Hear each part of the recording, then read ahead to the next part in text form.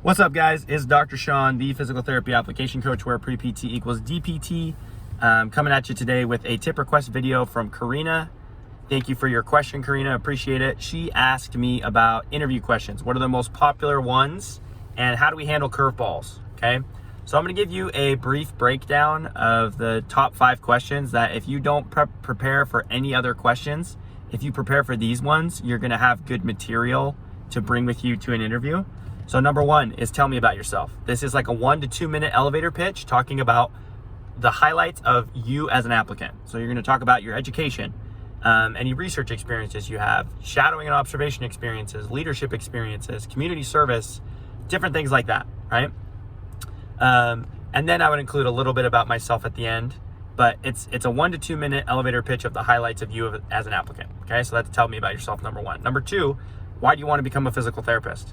Very common question, okay? And my biggest tip, because basically all things kind of lead back to I love the human body or I want to help people. So those are the very superficial answers that people give, and interviewers, including myself, hate it when people say that, because it shows not that you don't care, it just shows you haven't actually thought through, like, why is PT unique in the fact that how can physical therapy allow you to understand the human body and to utilize your knowledge of the human body in a way that you can't in other healthcare professions?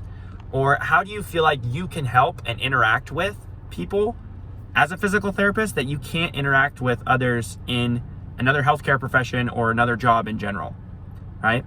So ask yourself those questions. How is PT different than these other areas, and why is it meaningful to me? Okay. Number 3 is greatest weaknesses.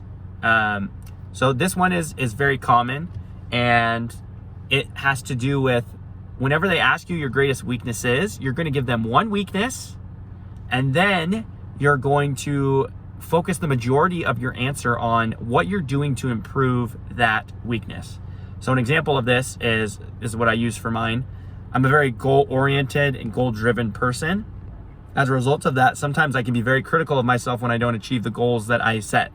And what I'm doing about that is I'm trying to be more patient and to realize that the goals I set, it's more about the progress and less about the isolated achievement.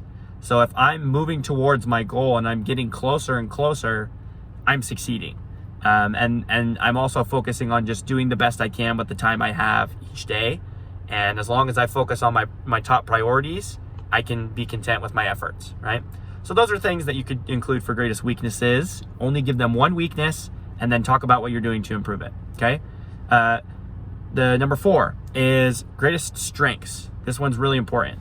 What do you feel like the greatest strengths or attributes you have as an applicant are? I hate it when people say, I'm a good people person and I'm hardworking, because guess what? Every other pre-PT applicant falls into that bucket as well. But how are you a great people person? What do you do to really stand out and to connect with them, right? How do you interact with others that's different than another applicant, maybe? And then as far as being hardworking, what is it that you do to demonstrate your ability to be hardworking? Is it the fact that you are committed to your goals and you're constantly trying to improve? You take constructive feedback from other people.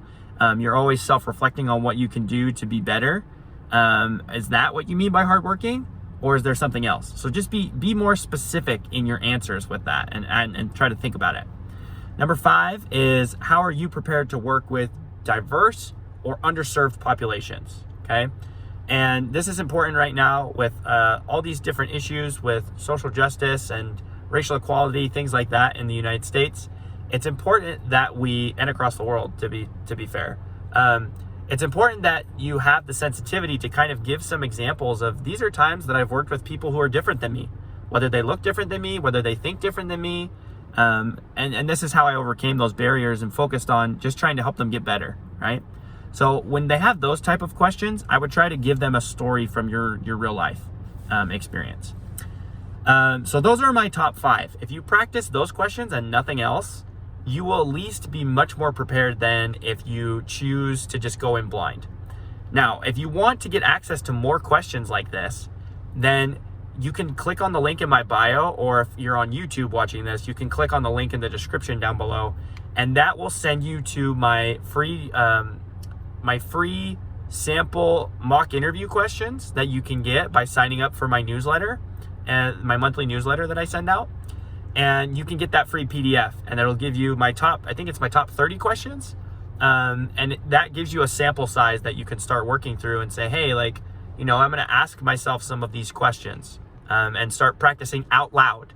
Because guys, I'll tell you what, if you just download the questions and you read over them and you're like, oh, I know how to answer that, you have to practice out loud. And to address the other half of your question, Corina, if you practice and practice and practice, you're going to build up a reservoir of answers that you can apply to pretty much any question. And that's the best thing about mock interviews, is that you start to identify and self-reflect and improve and think, okay, what's a story I could share to address this point?